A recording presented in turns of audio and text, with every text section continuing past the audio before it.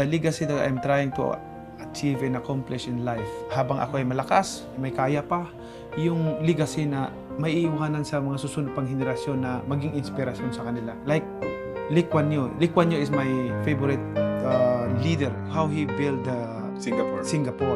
Singapore is very poor country. At napakaliit pa ho. Maliit. And walang resources. Walang natural resources. Look at Singapore right now. Singapore is number 1 economy in Asia.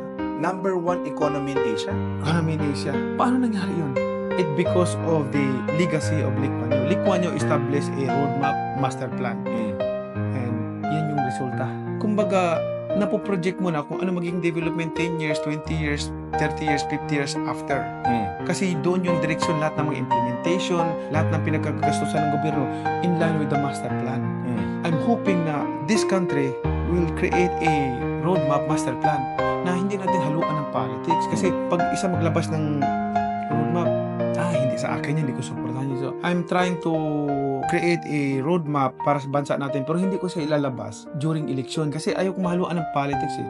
Gusto kong makatulong sa ating bansa. Gusto kong umasinso ang bawat Pilipino. Kasi masakit sa loob ko, sa totoo lang, how many times ako umiyak nga sa mga Pilipino sa mga sitwasyon.